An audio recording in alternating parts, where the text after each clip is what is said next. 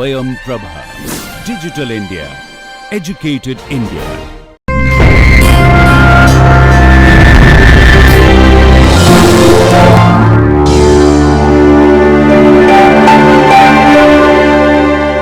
Hello everyone. Welcome you all to the lecture 4 and 5. This talks about spheres of energy, energy efficient, green, environmental and sustainable designs.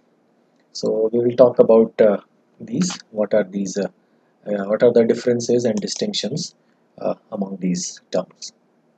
We generally actually use these terms, but sometimes we end up using them at the wrong place because they mean actually something very specific. So in this illustration, you can see it is very clear over here. Green is the smallest unit of such like a sustainable design, and then comes the energy efficient, then comes environment friendly, and then comes the sphere of sustainability. So in this actually sphere of sustainable a design. So there is an environment aspect with this green actually circle, and there is like a social aspects. So with the yellow circle and these pink color circle represents the economic aspect of that sustainable development. And in these sustainable development also there are like two factors, one is the local context and the second one is the external context. So this is on the like a landscape part. So we have been discussing about the like a local context and the external context. So that is the one. And then even there are the things beyond actually the reaches of the sustainable design. So that one speaks of like a landscape and biodiversity conservation.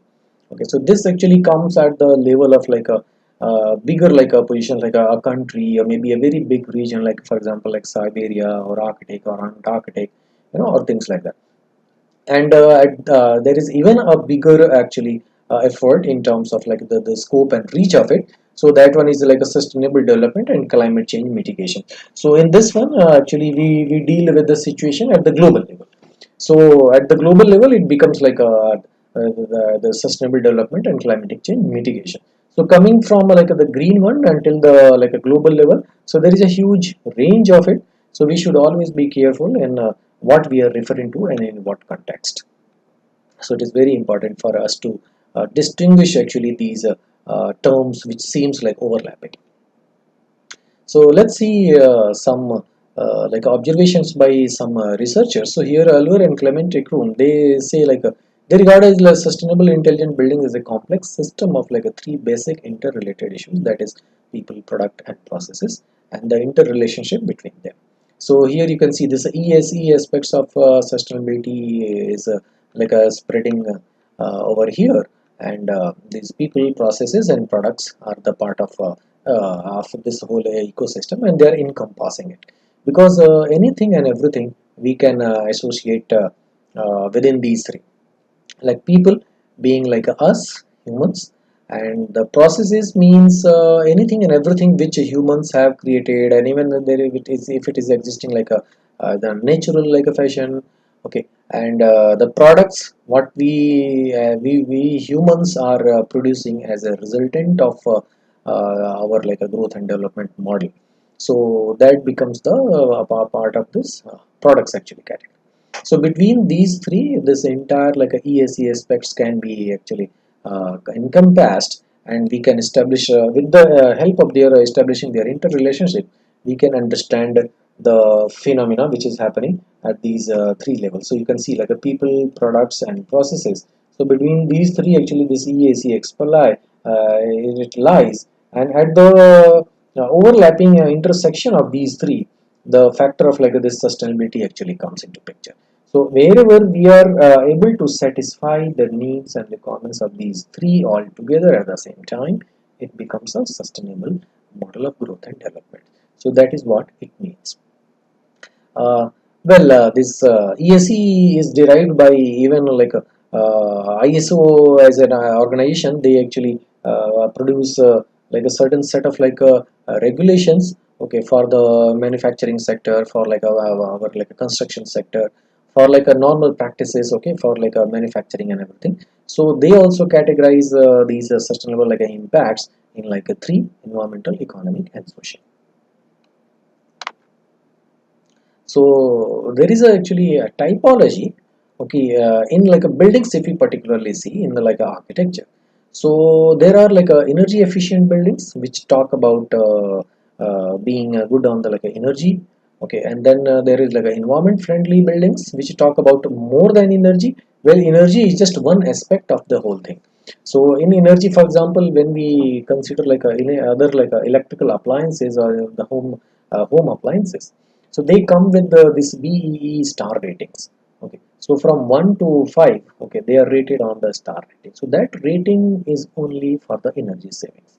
So if that particular product is complying the set norms of like energy saving, then it actually rated for like a 1 to 5 star actually rating, depending upon the actually the slab what the BEE actually as an organization they have actually set for.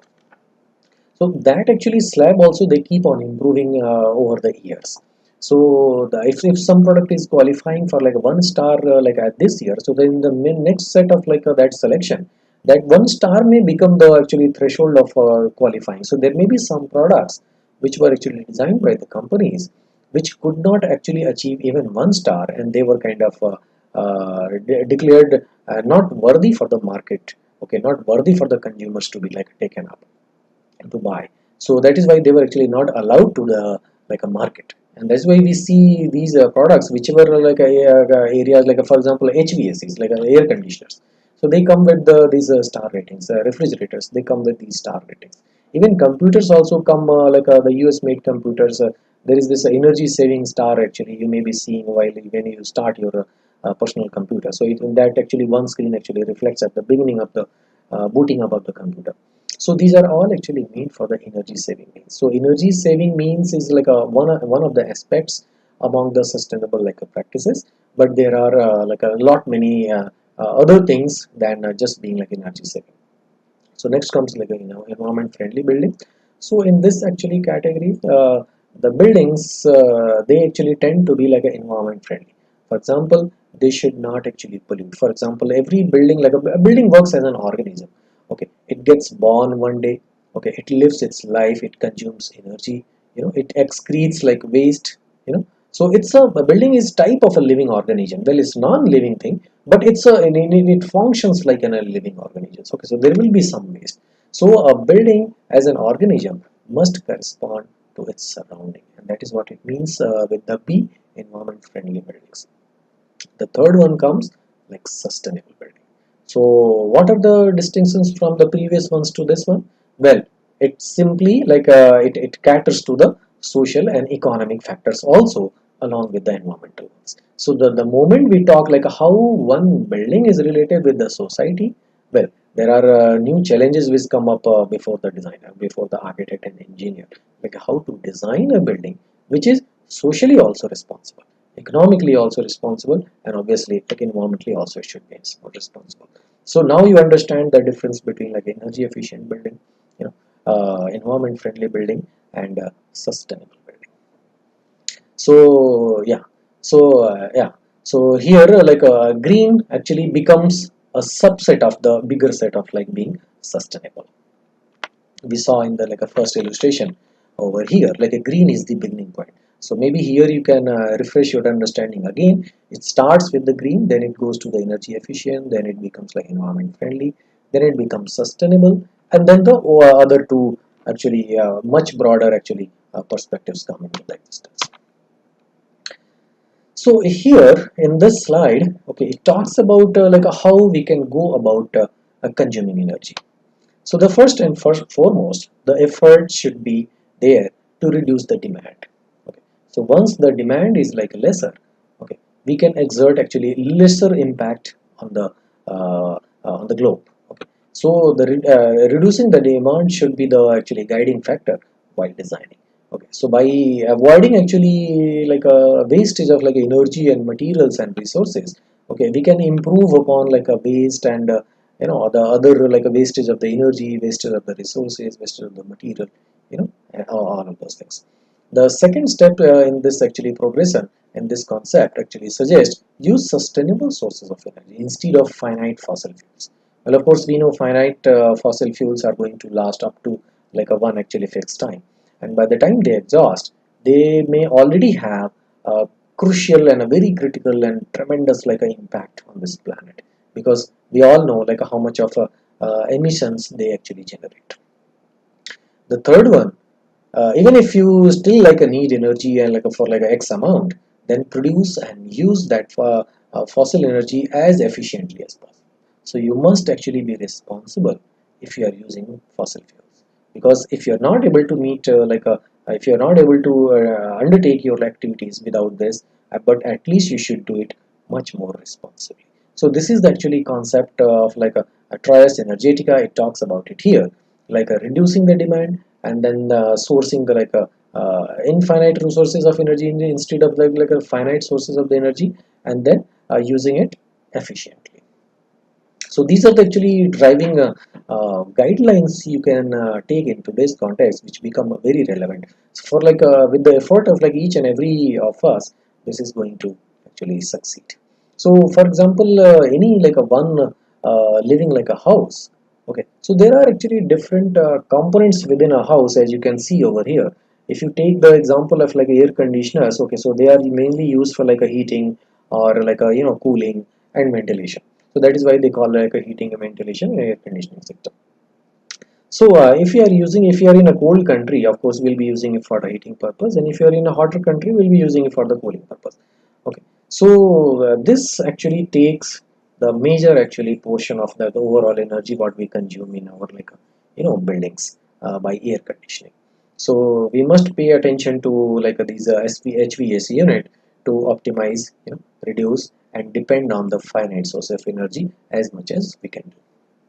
Next, there are actually considerations like thermal insulations, because we may have studied in our like textbook, while we transmit energy, while we transfer heat from one place to another. Okay, even when we transfer like electricity from one place to another, there is always some percentage of like loss in that. Okay, so how that loss can be like minimized, how that loss can be actually kept to the minimal, so that because every unit of that energy is very important and it takes a toll. Okay, it has a lot of like impact on the surrounding. So by losing it, okay, simply we are wasting that much of like a resource. So that resource is very valuable, very critical. So how we can well minimize this, so that effort actually should be made over here for using like insulations, okay, in the like places, in the portions of the building where there is any chance of like a leakage in the energy. The next one, like efficient lighting, of course. So this change has come at least in India, like we are aware of, like we have moved on from the like incandescent bulbs to like a CFL based bulbs and LED based bulb these days. So they consume actually a fraction of electricity of what it was used by like an incandescent bulb. So the earlier these bulbs used to consume like a 100 watt per like a bulb. Now you can have thousands of like LEDs, you can run them in just 100 watts of like power. So this is a huge difference actually which has come, and but further it needs to be like reinforced. And ceiling insulation is part of that insulation. Thermal barrier, like again we have to check the transmission of like energy and heat from one chamber to the next one. So we should put it like a the thermal barriers, thermal like insulators in the places where the leak is possible. Even air barrier, the efficient windows, because windows are the actually portions from where they are the direct openings. Okay, so there is a lot of like sun energy which gets inside the sun's heat energy and light gets inside the actually interior. So how we can still receive the only light part and we can reduce the heat if it is not needed, then by putting up like a efficient heat reduction actually glazing, we can improve on this efficiency. And if we need heat, for example, if you are in a situated in a like a cold climate, so of course we need the heat also. So how the heat can be allowed in actually that scenario? Okay, so we can devise this actually glass in such a way so that it facilitates depending upon our like a requirement in the interiors. And of course the mechanical ventilation is there to improve on the overall this thing. So with this, if you see, the insulation is one of the very important actually things, it becomes very important thing over here in the transmission of like energy, particularly if we talk about. So like how this envelops is the first step to improve the energy efficiency. The moment we are talking about energy efficiency, the first and foremost opportunity comes right in the insulation part. So here you can see in this it goes from 1 to 5, like performing like insulation solutions in the building, as you can see from inside to outside. So the building surface, the building membrane, okay, is one actually element which interacts with the atmosphere, which interacts with the outside like a surrounding like atmosphere. So how we can insulate and save as much as we can.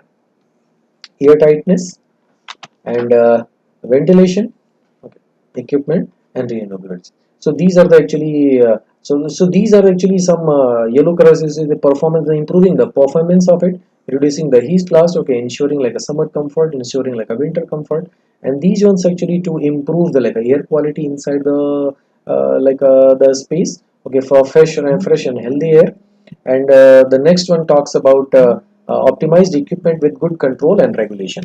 So this one actually talks about controlling the equipment and controlling the regulations of it.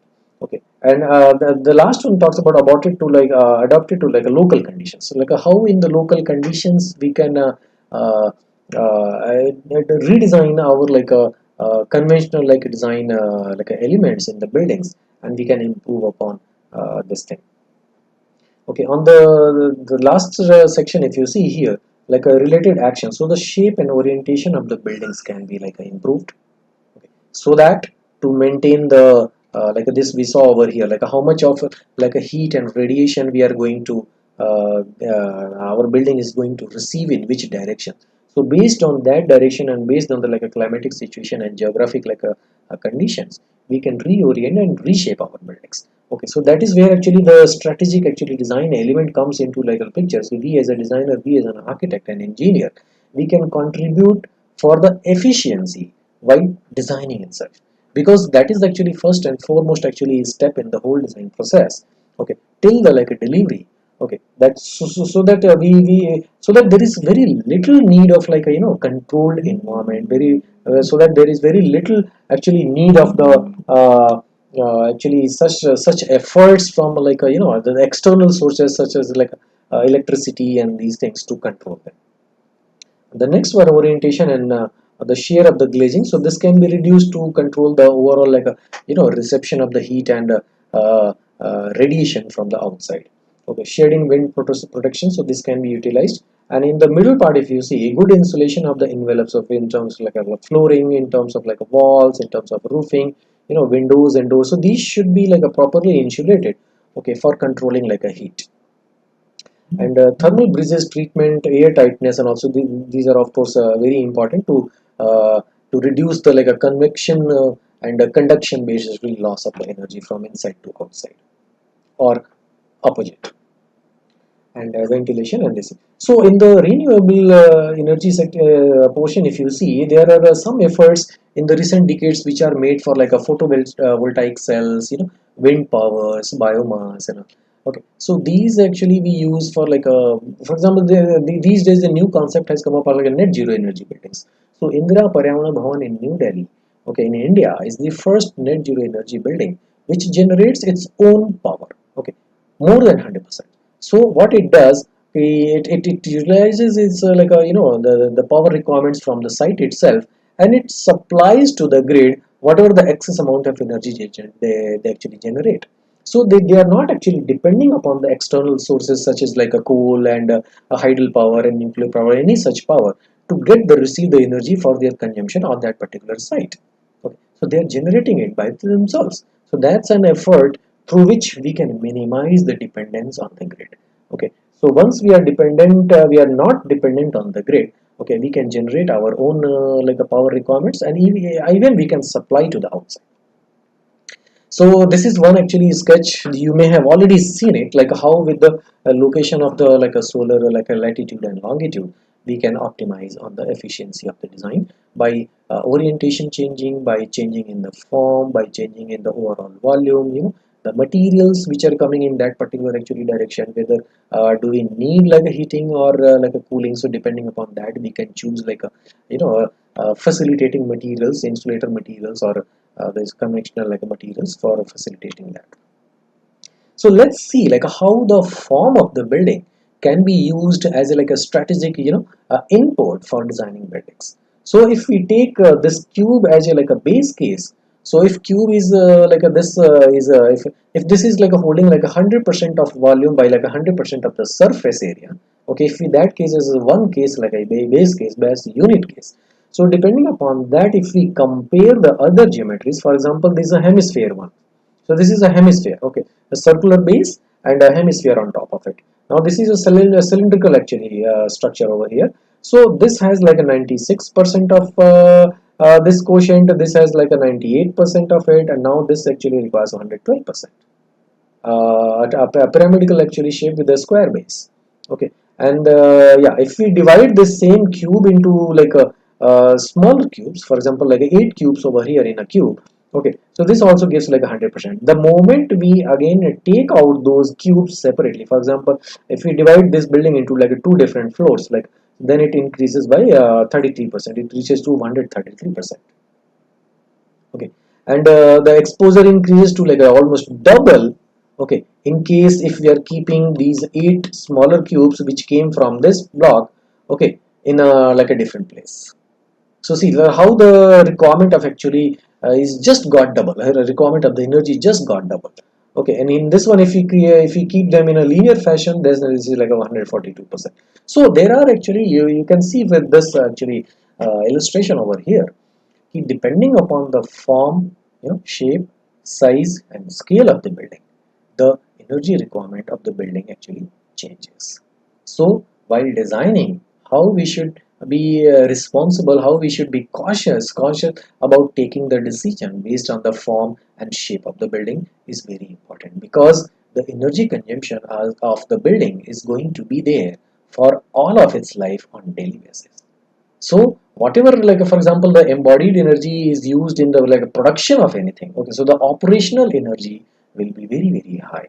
Okay, so the rate of consumption should be minimized from the design itself, design stage itself. That is the intention over here. So this actually slide talks about there is a direct relationship between geometrical shape and energy performance of the building.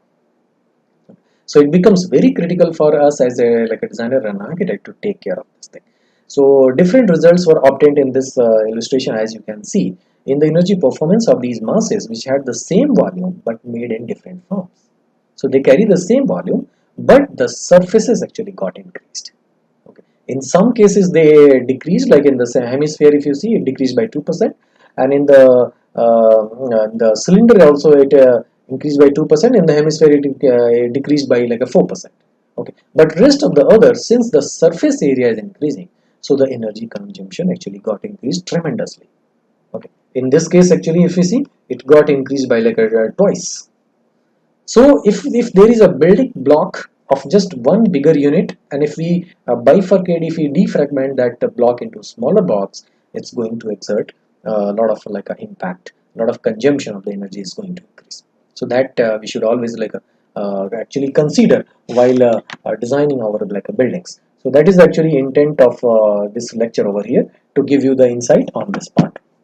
Let's move on to the next slide. And yeah, so how the location of actually our site, okay, of our building is also very important, that we have to understand with the like how the earth as a this soil as a material is behaves, okay, day and night, how the water body as a bigger mass of like a biggest mass of like a water behaves, okay, in the day and the night, and how the geographical like a features such as like a cliffs and valleys, they behave differently. So based on the actually the sun heat, okay, they actually get heat up. Okay, so the land actually heats up very fast. Okay, the water body heats up little slower.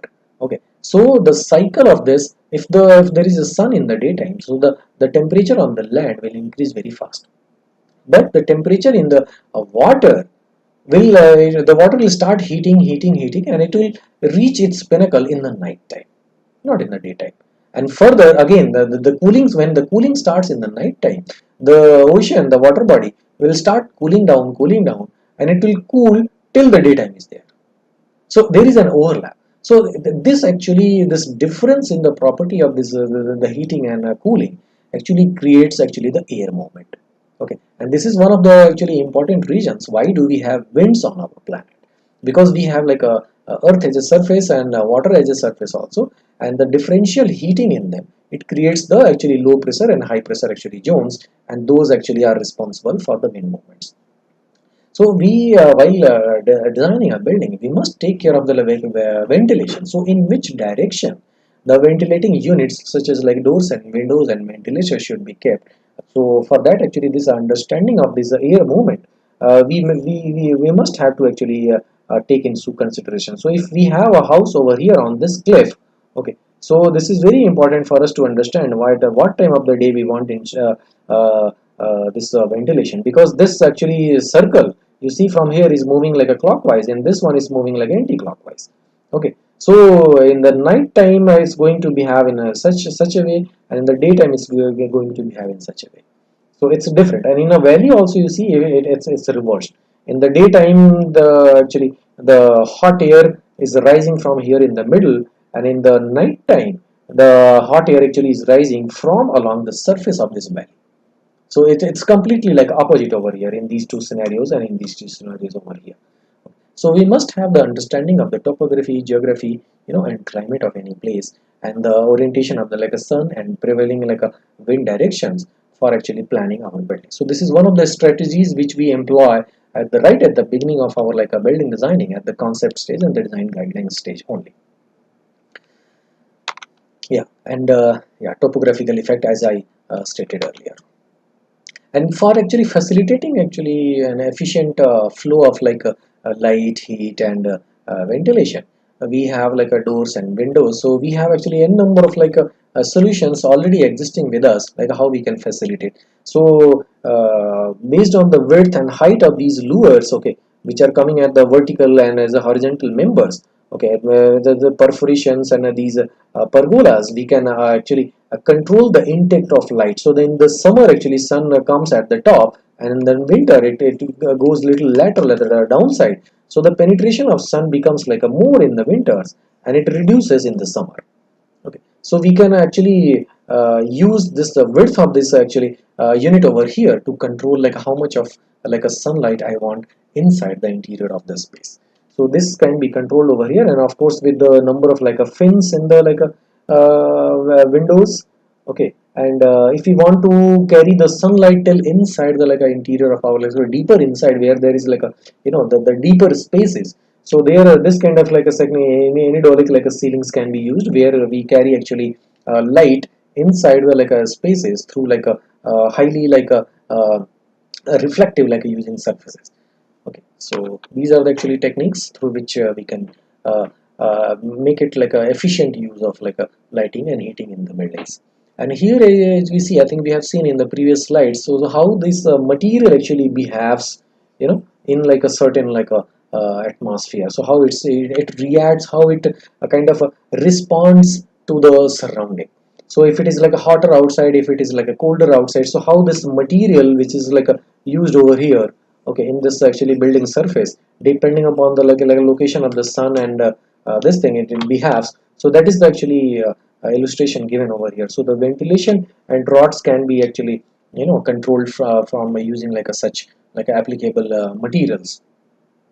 And in internal gains, if you see over here, the gains from the like body heat, because humans as a like we also produce like a heat inside the like spaces, and there is a load from like a lighting also creates some heat load. Okay, appliances, they produce heat, cooking and other like hot water activities and other like activities also, like electrical activities, they actually generate. Even like our like computers and TVs, they also generate some amount of heat.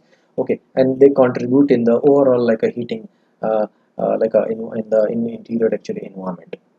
And of course obviously there is like a solar gain. So we actually based on these calculation, like how much of solar gain is going to be in like a which month, Okay, because if it is like a summer, then the inclination of like a sun is like at to like a this distance, and if it is winter, then the penetration of sun is going to be little higher. So how we are going to control actually this thing? So depending upon this, actually we can design our like a buildings and windows and fenestrations.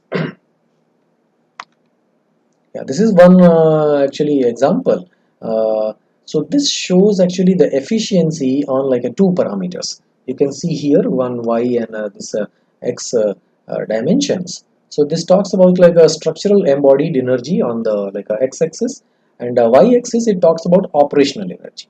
So like this one is taken at the time of like a fabrication and manufacturing, and the first one is taken at the time of during the operation stage, as we have discussed, because the operations period is going to be quite longer, okay, than the time of the fabrication of it. So both of these are like important. A huge amount of energy is invested in the time of like a fabrication also, manufacturing also, and a huge amount of energy invested in the operations also. So we must have a balance of this. So these cross sections, these cross points here, as you can see, these are the results actually observed from the different types of like these roofing forms, and the geometry of this roofing. So there are a variety of like a geometric forms given to like this actually design. Okay, and a calculation is made, and then optimized actually form is selected with this one. Okay, to go ahead for the actually construction of it. And in the graph, if you see, this is here, right here. So this is a kind of you can see an interplay of like a permutation and combination, where we choose actually a number which actually responds to both of the aspects, because both of the aspects are very important and should be actually taken care of.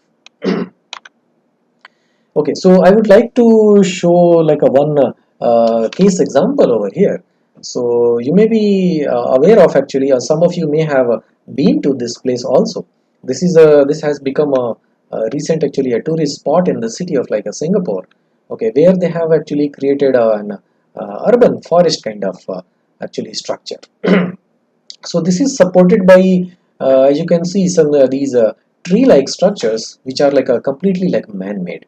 Okay, so we will see, and you can see these people walking over here on the this like a footpath, and there is like an over the air like this bridge is there, so the people are actually can walk in on top of these trees, in the middle of this height of these trees, over the top of these like natural trees, and they can have actually view of this area. This has actually water bodies and fountains and several other interesting stuff in the vicinity. You can see these creative actually shaped buildings also on the left and right side.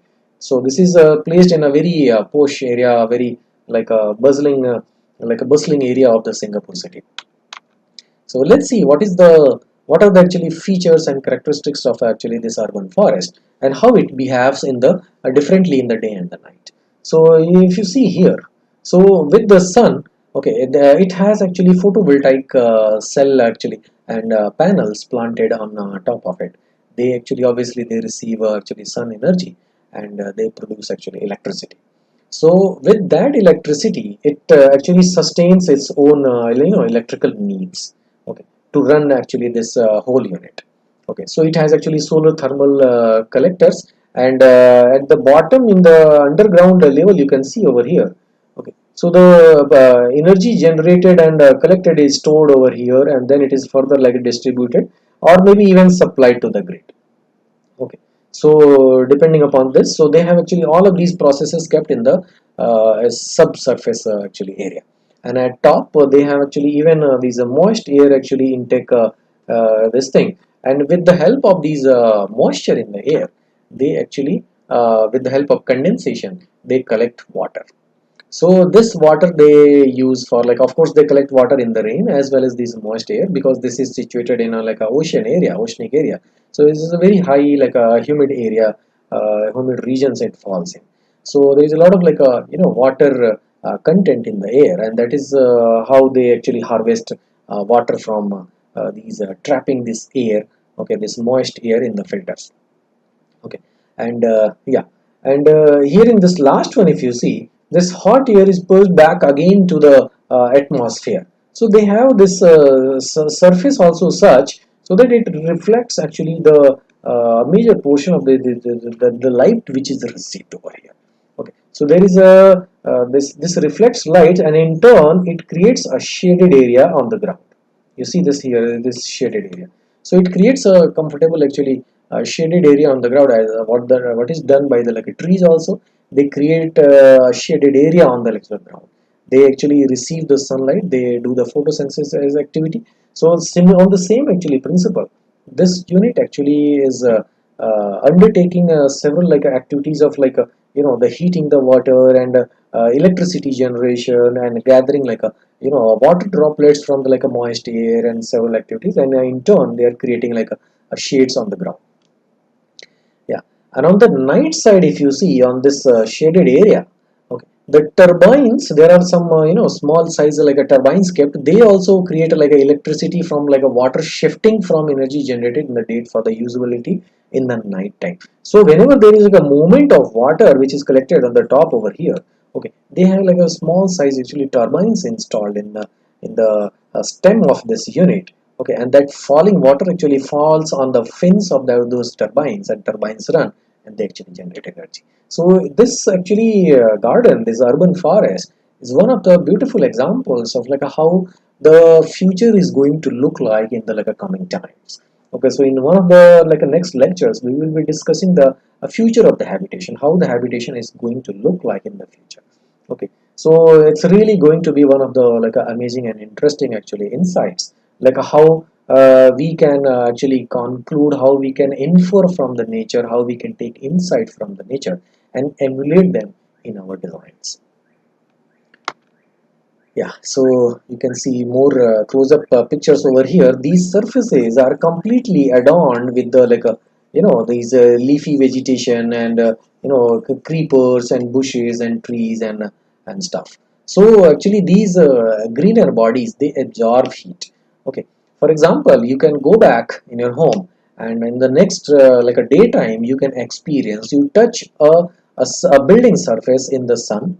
Okay, and you touch a wooden surface in the sun, you touch a plastic surface in the sun, you touch a metal surface in the sun, and you touch a plant which is exposed to the sun. Okay, you will feel different actually, the amounts of heat what they are holding, though they are receiving the same amount of like a sun's heat and energy, but how much they are how they are maintaining this actually balance, like a plants, how do they still keep their temperature, their surface temperatures low, is really an amazing fact. As compared to that, if we see our buildings, they actually get heat up very fast, and if you touch a building surface in the sun, well, you cannot hold it for a longer time because it's so like a hot enough. Yeah, and there are several other examples from across the world in terms of like a design and efforts being made by designers and architects and engineers from across the world to minimize that actually surface heat. Okay, they are using the same those natural materials to minimize that the surface heat.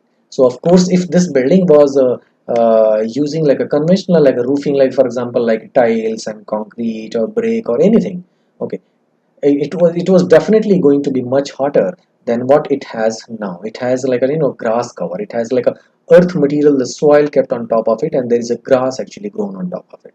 So obviously it's going to be cooler. So how it's going to help in the energy saving like exercises? It's going to exert very little actually heat load on the building surface, the building volume inside the actually that building, and in turn that will save a lot of energy. Yeah. So if we now relate these efforts with the UN SDGs point which we discussed earlier, so which are those UN SDGs point which are relevant for the efficient building design, for like energy efficiency, for their like a sustainability, for their being environment friendliness and all that. So these many like we have like these sets of like UN SDGs you can see on this slide over here. They are directly related with the building design.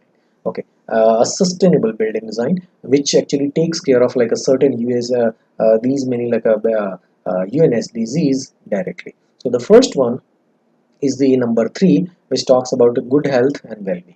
So obviously buildings are the actually man-made objects in which we spend most of our lives, whether it is like a it is our home or our office or our like a factory, or maybe a cinema hall or a recreational place, or maybe railway stations. All of these actually things are buildings. Okay, so we spend a sizable number of our like a hours per day inside the buildings. Okay, so feeling like a good and feeling comforted inside these buildings becomes very important. The next one, affordable and clean energy. As we spoken of, saving energy through these buildings is very important.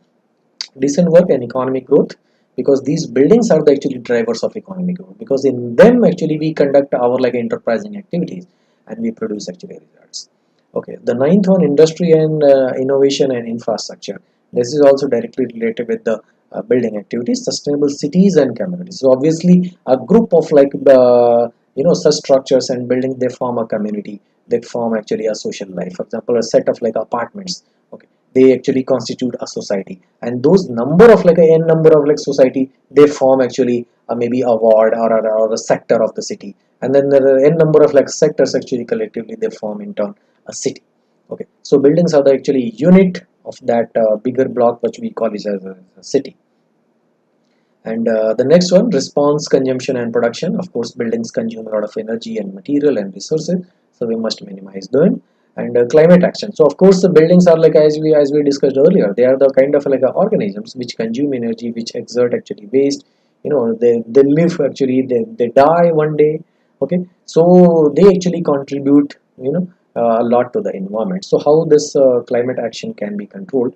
So this is, they are actually directly related with there also. And life on the land, of course, most of our buildings are on the land, so they actually impact, they actually create a lot of impact on the land itself. And obviously this can be achieved only with a good cooperation and all, because even for designing and for construction of a building, n number of like experts and people are involved. We need a financer, we need a like a manager, we need an architect, we need a contractor, we need a lot of like a manpower to construct that building, we need a lot of engineers to monitor and design that building for their structure, and have several other like building services, a lot of like n number of people. And of course we need the users who are going to live in them. Of course we need the people who will be maintaining them. Of course we need people who will be going to dispose them off when the building actually comes to the end of its life cycle. So all of these are actually efforts, and of course we need those people who will be supplying services to that city, for example like energy, water, sanitation services and all. So obviously collective actually effort is going to help in any actually scenario. So, well, I don't talk much about this slide, but I'll give you a hint. I'm talking about the city of like Amsterdam over here. Like how Amsterdam has come up to like a in a leading position for the other cities and other countries of the world to like emulate is like a really like a praiseworthy. As we discussed earlier, they actually give a lot of emphasis on the like a pedestrian movement, cycling, and clean energy resources, the recycling of the waste. They do not try to produce, even a single household actually they try minimizing their like waste generation on the daily basis and all that. So there is a lot of consistent and persistent effort in terms of all of these aspects. Okay, and that is how actually as Amsterdam has come up to this level after like so many years, and it's worth actually praising. So as a like a homework or an assignment, just like a assignment to you, maybe you can go back and search more for like Amsterdam and what are the like a sustainable activities they have promoted over the time. Yeah, and for like any like a green office, these are the UN SDGs who are directly involved, like a good health and well-being and clean energy, infrastructure. And this we have discussed in the previous one, but this is specific to the office constructions. Well, there are some interesting insights from and examples and case studies from across the world. Well, of course, you may be aware of Griha and LEED, and there are like a CASB, BREEAM. There are many more actually sustainability assessment rating tools from across the world. Okay, which actually try to assess buildings or evaluate buildings or rate them on like a sustainability parameters. So, like there are several actually efforts being made from different agencies to design their buildings, in correspond to the these guidelines. So their actually work starts right from the conception and the the idea generation and the design development of the building itself. As you can see over here in this building, you can see these wooden planks, they are arranged in such an interesting fashion. So of course it has become a piece of like an aesthetical value, but at the same time it is serving some other functional purposes also. First of all, it's creating an air buffer. I'm sure you can understand that. So by this crisscrossing, actually this puzzle kind of like a structure, it's trapping air into it. Okay, and it's kind of restricting the air movement on the surface of this building. Okay, and you know air is like a insulator material. So in turn, this is going to restrict the direct falling of the sun on the surface of the building, on the interiors of the building, on the glass surfaces. Okay, at the same time it's going to create at least a buffer, the air temperature buffer between the outside and the inside. Okay, so see like how like smart it is to use such a like a piece of like a work to have some multi-purpose like a functions. So apart from being just an aesthetic, it has some functional value also. And as the lead rating suggests for like this particular project, this is like a Japan house building from like Sao Paulo. So this has actually received lead platinum rating in the this latest year of like 2020. So this is really one of the very good examples. Maybe you can go back and search for more details, more such examples from across the world. So how these buildings can be actually made into a green buildings? So there are several efforts, several actually the corrective measures which can be taken in the different components, different parts of the building. Okay, so you can see in this slide over here, starting from the top. Okay, it has like a windmills, it has like a solar panel, it has like a green like a terrace garden on top of it. Well, terrace garden is an activity, is an like a strategy which reduces the overall like the heat, the heat component of the, because all of these building surfaces or in the concrete and brick and other materials, they generate heat. Okay, they trap heat, and they actually radiate heat in the night time.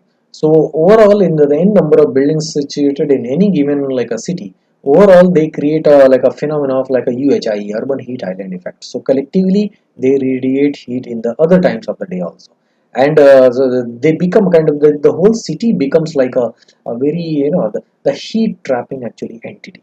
Okay, so compared to the temperature, prevailing temperature in the countryside, the temperature inside the cities will always be higher because of this phenomena. And this actually feature of like creating the terrace gardens on the top of the buildings is certainly going to have the impact on minimizing actually that heat gain, actually overall heat gain of the city. So that is one of the strategies which we should apply in our designs to minimize the heat energy requirements of the building, as well as reducing the UHI contribution to the whole city. And there are several other like efforts which we can actually make. You can like a rainwater like a collection unit, like rainwater harvesting, because the rainwater is one of the biggest actually sources of like fresh water, potable water. So how well we can transfer it back in the ground. Okay, for the like a groundwater recharge, or maybe you can utilize for like other sources. In some places like in the northeast, like I have lived in like different parts of the northeast, so there I have seen like some examples. I myself have survived out for like for a few years on the like rain harvested like a water, even for drinking, even for kitchen, even for like all other activities, because there is no groundwater, because it's the whole place is situated on such a hilly terrain where it is very difficult to make a bore and take like a groundwater. So rainwater supply is the only supply which is easily available on like a free of cost. So you have your setting the design for the roof rainwater collection, and you have your unit to store that water and filter it, and you utilize it. So those actually techniques can be installed in all of our building. Obviously, Government of India has introduced and made it mandatory to have all government buildings and institutions and campuses to have actually rainwater harvesting systems.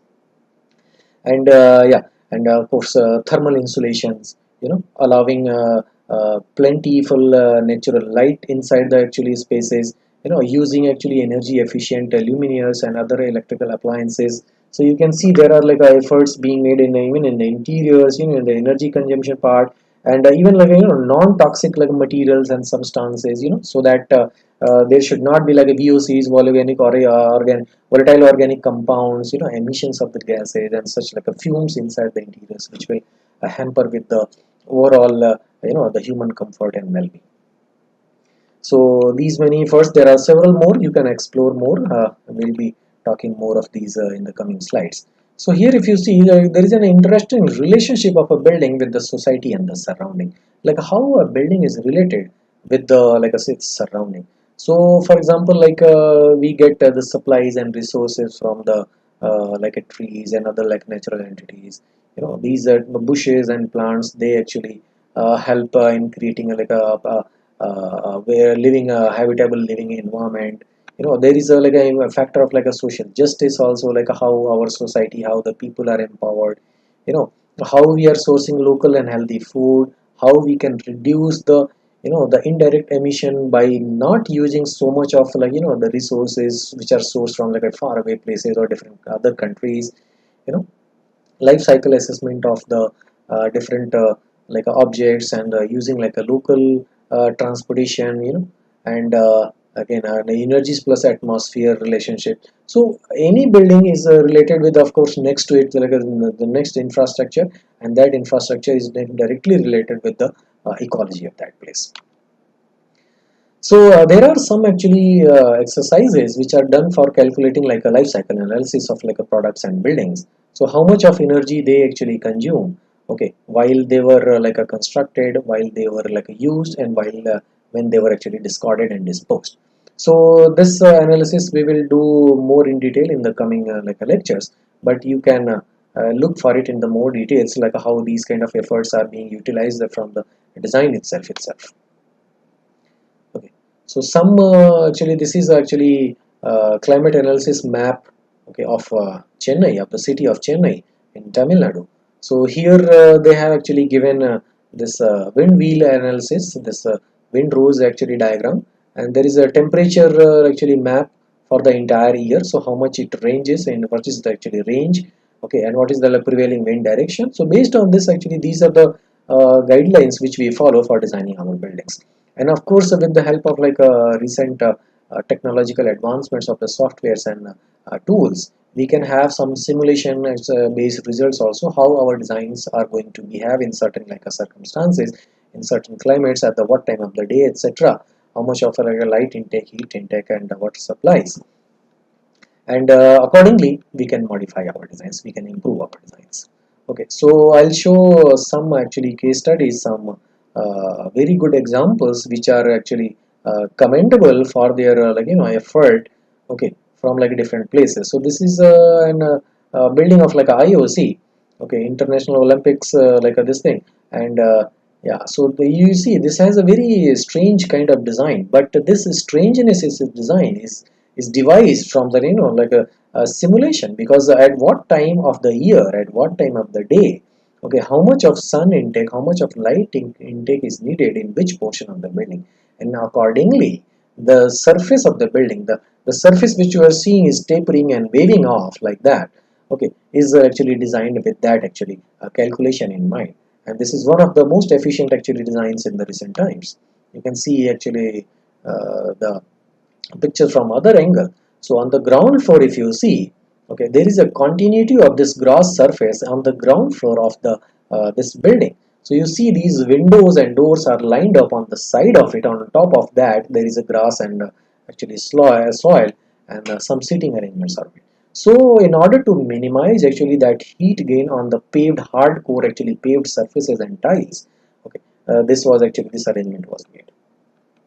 Okay, so maybe you can look for more details, more such examples from across the world. Okay, like this is an example from like a Norway. So this is a energy positive office. So this is the most sustainable actually such a kind of a building. Okay, which was designed in the recent times. Okay, and well, the statistics you can read over here, but it actually employs like a photovoltaic cells, and it generates its own of course the 100% of power, rather it supplies to the grid also. And they store energy, this electricity power for the using in the other time of the day, year and the months when there is a little water, little actually sun. So this is an amazing actually actually an strategy where we can store energy to use in the some other months also, not just in the other time of the day, but in the other months also. This is one of the very praiseworthy actually design in the recent times. So this is from this is design is from Mexico. So this is next to situated next to a forest. Okay, so they have actually designed this smart forest city.